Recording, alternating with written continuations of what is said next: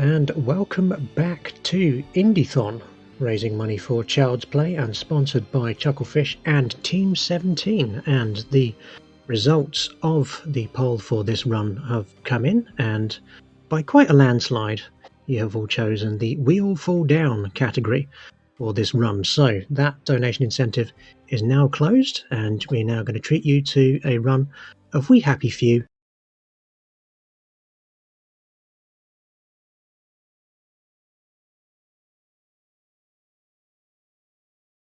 Happy Few. I'm joined by my co-commentator Tainted Tally.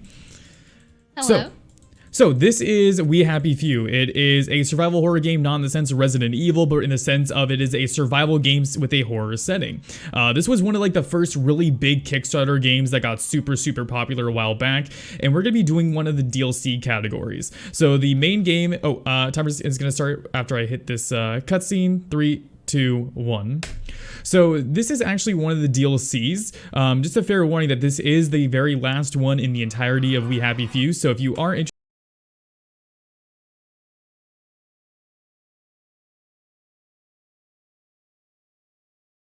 essentially what happened was they ended up losing World War II. So because of that, they got taken over and lost all their children and all that stuff.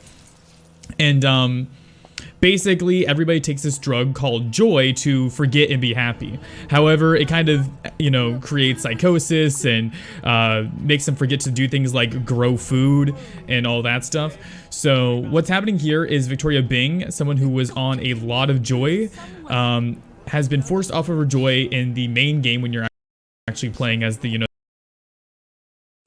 And this is the DLC following that afterwards, where she goes off her joy, realizes everybody's starving to death, so her goal is to stop the joy production in order to make sure that everybody remembers what they're supposed to do, and also, start growing food and not die. And people don't really like this. The main game is actually like this open world sandbox. This is more of a linear story, where we're actually going to be kind of giving a weapon/tool. So every single DLC for this game has its own weapon/tool that it uses that makes it unique. Down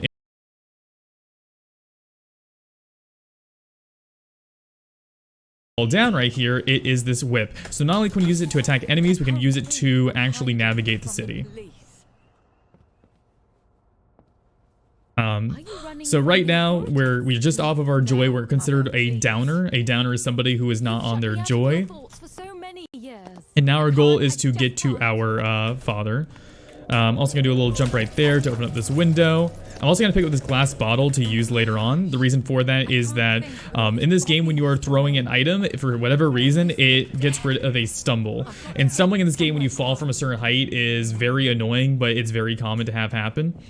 So you'll constantly see her like stumble whenever she lands, and for some of the higher ones, it's able to avoid that. Here we go. We're going to be heading to one of the nearby forts to talk with our father really quick, who is a general in the army and another prominent character in the main game. It's actually kind of cool because there's like a lot of crossover. So if you play the main game before you play the DLC, you'll recognize all of the characters that are in this, which is really nice. So we're actually going to skip this cutscene. Normally we're getting, we get a conversation and we're told to go to Dr. Verloc, who is the person who basically like is kind of like the smart person in this universe. And he's kind of like the smart guy in the universe, and the doctor who like can, fix everything is what Bing thinks. So we have a little skip coming up here. I'm going to hit this checkpoint for safety. And let's see if I can get this jump. First try, nice. Nice. So we're also going to grab this right here. That's a contraption. It lets us upgrade our, not only our whip, but our other stuff that we get later on. We're only going to use it to get one upgrade for our stamina, so we need to grab, I believe, 4 of them before we can actually do that. Go, though, we have some more platforming. I'm going to grab this safety right here, which also lets us grab one of these contraptions early, which is actually kind of good because then we can get the upgrade earlier than we're normal. Over here, I'm able to rotate this wheel without getting hit. It will allow me to skip having to fight these guys. And we got it, nice. So those are basically plague-ridden citizens. Essentially, they are kind of the most dangerous enemies in the game because normally whenever you are fighting melee-based enemies, they will kind of like try and surround you and, you know, do all this stuff to bug you from the side. But you usually have like an opportunity to run past them. However, with the plague, they will smack you as you're running by, which is really annoying. Yeah, the rest of the villagers, so to speak, they're pretty civilized still when they're on their joy, but when they're affected by the plague, they're not so nice. They're just swinging wildly at you. Yeah. So normally the game wants us to turn that off. That's called a downer detector. Basically detects that we're not on our joy. The reason that we're doing this is we actually want to die here. Or not die, but you know, we get promoted to, we get a job promotion basically, you know. We're not dying, I promise. See, look, we got promoted to a regional administrator. No, so we die there because normally we need to get into this area undetected, and if we go through that back there, what it does is it basically, you know, goes, oh, you're off your joy, this is bad. So the game wants you to turn it off. However, if you run past it and die, the checkpoint is after the gate, and it also de-aggroes all of the enemies. So we can skip having to do a bunch of platforming in order to turn it off. Shout out to Dicey for finding that. Yeah. And then, Tally, do you want to explain what's going on in the story here? Sure. So, as we previously mentioned, we first went to our father, who's the general, to try and, like, get him to, like, hey, there's a problem, people are starving, you know, we need to do something, but he was very dismissive, so we're going to see the doctor instead. This is where they make all the joy for the village, and right now there's a bit of a riot happening, so the doctor's locked himself in, but we need to go talk to him, so we need to get through and actually get him to, well, end the riot first of all, so he will come out, and then go talk to him. Mm-hmm. I actually don't know why they're rioting. Why are they rioting again? Well, I'm imagining the working conditions of the Joy facility aren't very good. Yeah, but I mean, they're on their joy, so I guess they wouldn't even know what's bad. Yeah. There actually is a big story reason. It's tied to the main game involving one of the playable characters named Sally Boyd, but I'm going to try and avoid as many spoilers as I can. Like I said, this DLC is literally, like, takes place after the main game and is kind of like the finale of the series. But so it's hard to avoid spoilers, but I'm going to do my best when I can. So right now we need to turn on the electricity in 2 spots.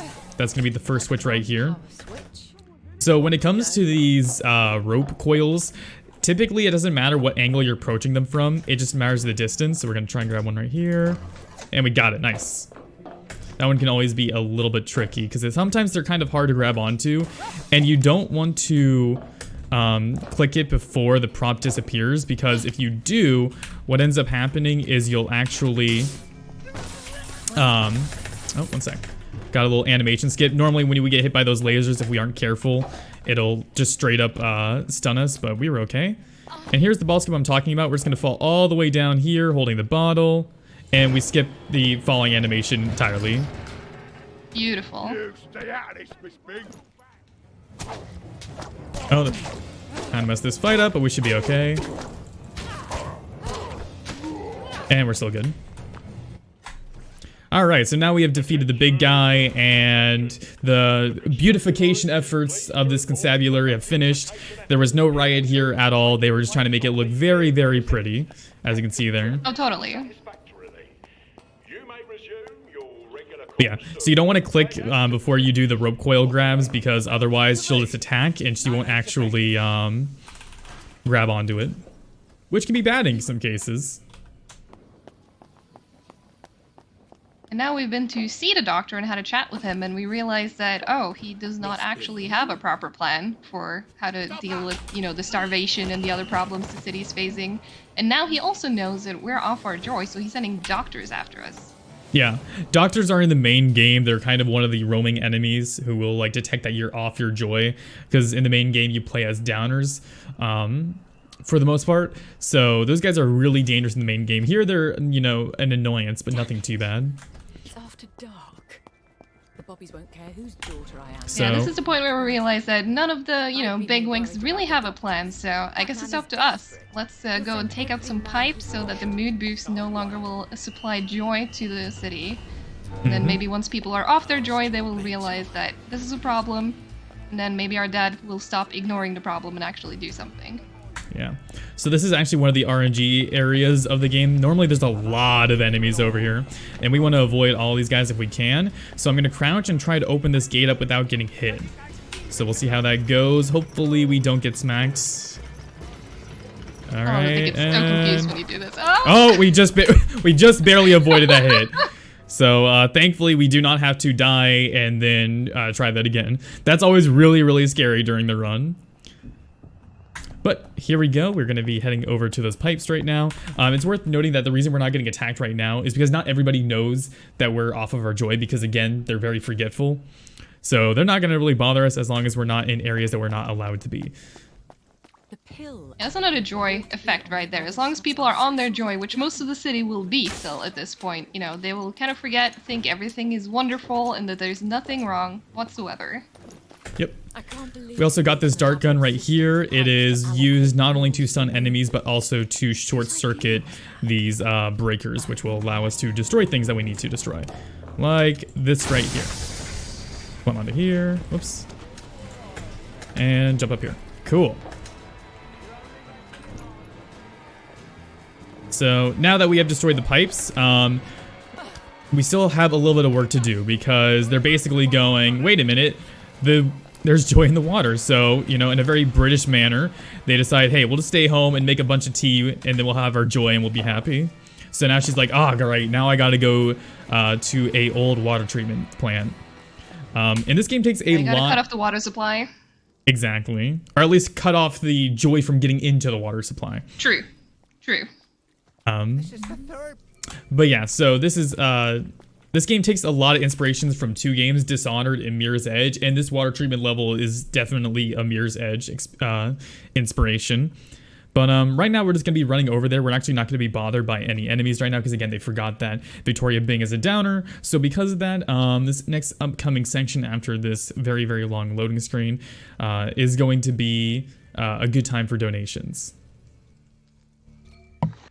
Absolutely. Well, what I would like to say at the moment is that you can still donate into the prize draw.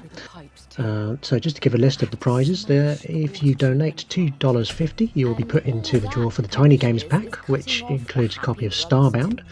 For $5, it will be the Small Games pack, which includes Inmost or Starbound. For $10, it will be the Medium Games pack, which includes Wargroove or Pathway. For $20, it will be the Big Games pack, which includes Inmost, Wargroove, Pathway and Starbound, all of which are worth over $70 together. And for $30, you can enter into the draw for the Mega Games pack, which includes Blasphemous, Greek Memories of Azor, Narcia Boy, Neon Abyss, Ukulele and the Impossible Lair, all of which combined is worth over $125. And also don't forget that any donations that you make will go towards the next milestone of $4,000, at which point we will do a run of Axiom Verge 2 No BS, all earns. All right, we have now entered the waterworks, and now we are going to be making our way through it in order to turn off the joy. Now we are still not allowed to be in here, even though people think that we're not on our, or not a downer anymore, so they still will be attacking us. Normally this is kind of like a stealth section where you're supposed to be like crawling about vents and avoiding cameras. We're playing on the easy difficulty, which if you notice we still take a lot of damage for this being an easy difficulty, so because of that we do want to be careful, but for the most part we're able to run past a good majority of these enemies to get through and get to the center. This is actually going to be the kind of the biggest fight in the game, and it's the main reason that we get the stamina upgrade for the whip is for this exact part. There really aren't too many forced fights in this game. This is going to be the only big one, where we're essentially going to have wave upon wave of enemies before we get through here. But there's Verloc up there. He's like, what's up? I know you're a downer. I know what you're doing. And he's trying to stop us. So, gonna do some whips. It's important to note that the whip actually does have the ability to hit multiple people at once. It's kind of finicky to do, so I don't really try and rely on it too much. Also want to be careful about the doctors. They're harder to actually knock down, and again, even though this is easy difficulty, these guys can really whack us, so try not to take too much damage in this. And then On as for top this, of that, the doctor's attacks also has like a little saw that kind of like stuns you for like a second, so that's just another reason to want to avoid them hitting us at all. yeah. There we go. It's also worth noting that this dart gun is really useful in stunning that last guy, because those guys cannot actually be stunned or really like blocked very easily. So the dart gun's our main way of doing that. But here's where the, oh, whoops. Let's see here, there we go. This is where like the Mirror's Edge level comes into play. That's like what I basically call it, because if you ever play the game, this will look very, very familiar. I definitely really would recommend that if you weren't a big fan of the main game, at least try out the DLCs, because this game, or at least this DLC and the rest of it, are very different to the format of the actual main game. Yeah, the main game is more like the survival horror thing where you need to manage your food, manage other resources and all of that. And it's very open world, you kind of pick where you go. Whereas these DLCs, they're more linear and you don't need to worry about stuff like food or resource management in the same way. Yeah. Got a little skip here, if we can land it, perfect. Ooh. That one's always really cool looking. Wait for this pipe to go down. We have another little skip right here. This one has a lot of cool platforming. Oh, that one did not do what I was supposed to do. See, like, so when the prompts are not there for whatever reason, sometimes they just do not allow us to actually skip that. Again, it's usually based off a distance, but I think I didn't jump there after I mantled, which is what didn't give me enough height. So we get to go do a little bit more of that once again, but shouldn't be too big of an issue. I will say that the platforming in this game is, in this DLC, is significantly better than the other two. Shout out to them for like making the very necessary changes. But we're just gonna try that one more time. Honestly, we just wanted to show off the really cool platforming, so that was all on purpose. Don't worry about it. Yeah. At least you get to see this cool whip jump. So cool. Wait for this pipe. And we'll just take the safe way and go this way. There we go. We should have latched onto that, but that's fine right there. Gonna shoot that to open the door. And now we get to go home, have a pint, and wait for all of this to blow over. At least that's the idea. That's what it does, right? Even if I'm guilty. Yeah. Because now the idea is that people cannot get their joy anymore. So because they can't get their joy anymore, there's, you know, some rioting and protests going on. But they're finally starting to like realize, hey, wait, why is everything like a problem? We need to fix this. The doctors and the police officers, excuse me, bud, are like trying to stop this and quell it. However, people, you know, if they don't have their joy, then they're like easily realizing that like there's all these problems. Yeah, now everyone's gonna be suddenly very aware of the fact that they're all starving, there's no real food, and all of the other problems that's going on, so obviously they are very upset. Yeah. I would say that if this is kind of like the plot of Batman, you know, Victoria is not the hero that they deserve, but it's the hero that they need. Yeah. Here we go. So instead of going home, however, we are not able to do so, and instead we end up locked up in a prison. Fortunately, because they're on their joy, they're not very smart, and they just kind of left our door open. So, easiest prison escape that I have ever done in a video game. But unfortunately, we do not have our equipment with us. So we're going to go back here. I think it was actually revealed that it's her dad that left the door open to help her escape. Oh, you're right. Yeah. Yeah.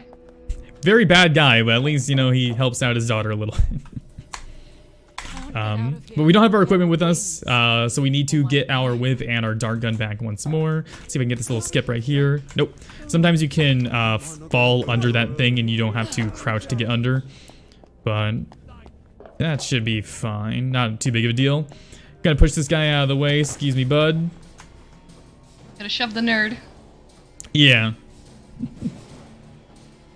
Lots and lots of vent crawling, and come down here and we should have our stuff back. So what you didn't notice watching the run is the person that we briefly talked to in one of the cells, he confesses that he rigged our house with explosives, because I guess he was very upset. So our new plan now is that we need to go back to the Joy facility, we're gonna grab the explosives at our house and blow up the facility instead. Mm-hmm. Because even though we you know, took down the mood booths. We got the joy out of the water. There's still joy pills being made, so they're just gonna, you know, dispense them manually, which isn't ideal, but they're able to do that. But, you know, Victoria goes, well, if they can't make joy, then they're really not going to be able to get around all of my stuff. So that's the idea, at least. But we still have to get there. If you did play the main game, Johnny Bolton, the person who leaves the explosives in our house, he's in there as well.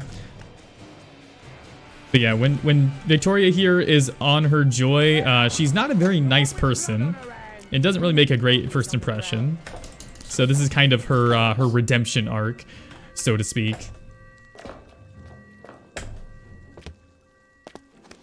Gonna come in here. So this area is gonna be filled with a bunch of plague enemies. These guys are the most annoying things because they really like to hit you like that. They don't do too much damage, but when you're doing a speed run, you know, getting hit a bunch is really annoying. So usually I'll try and back them up. You lose your speed every time you get hit, so it's better to just not get hit. Yeah, but it's also really difficult. Sometimes you can go through this area and you won't get hit a single time. Sometimes every single enemy, like what's going on right now, will just smack us, which really likes to slow us down. But we got through there good enough, and that's all that matters. So we are going to be heading back to our house. It's also worth noting that thankfully all of the DLCs are linear levels. If you played the base game before, a lot of the city and the town areas are actually like randomly generated, which is kind of cool. So they have like these different layouts for them and different things like that when you're going through the game multiple times. Thankfully, we don't have to worry about that in the DLC, so it makes it really easy to know where we're going. But we're gonna skip some more platforming, grabbing this right here instead of going all the way around. And we're gonna sneak into our house right here. We're also getting some more flashback cutscenes because that's kind of the thing again about joy is it makes you forget. So a lot of people even just like completely forgot about the war and the fact that, you know, all of our kids got stolen and that stuff. I'll never get a bright shiny medal, Johnny. Yeah, all the past trauma is just suddenly magically gone when you're on joy, but if you get off it, it's all gonna come back. Sometimes in steps, sometimes it'll hit you hard. Yep. But just remember, kids, just remember to take your joy as what's his name? Jack, our buddy Jack, tells us. Uncle Jack, yeah. Uncle Jack, yeah. I always want to say either Foggy Jack, who's another character in this game, or Handsome Jack, which is not the Jack in this game. Oh, let's see if I can get this skip right here. Jacks. Yeah. So I'm gonna do a little skip here to avoid getting hit by that thing if I can. Nope. Oh, you can open this almost. window at the same time, and then you can skip that, but not a big deal. There we go. So now we have our explosives. We have the plans to blow it up, so we know where to put the explosives to do like the maximum damage. Hopefully we don't have any issues here. So there might be a soft lock on this part where we enter the elevator. If that does happen, it might be a little bit of an issue, but we'll see. Excuse me, bud. I heal really quick. Hopefully we don't have any problems. Also just gonna run through these lasers. I'm being very careful in jumping through them because if you don't, you can actually get stun locked, which is really bad. But here we go. Please do not soft lock. Fingers crossed. Okay, it didn't soft lock. Sometimes that screen will stay black, and it's very, very scary when that happens. Hit that one right here. Hit that one right here. Oh, excuse me, guys. Oh, God. Oh, a little bit of a stun lock there. Oh, that's unfortunate. We're okay. Alright, first one's on. That is something that happens very often in this game. Enemies have very good timing to just stun lock you into oblivion, but we're okay. Gonna put the third explosive down right here, and then we're gonna do another animation skip. There we go, and everyone just drops down. Alright, now we have the final escape sequence where we're trying to escape the exploding facility. We're gonna skip some of the platform with another really cool rope coil grab like that. Come on this other side, and grab this one again. Got one more. Grab this one here.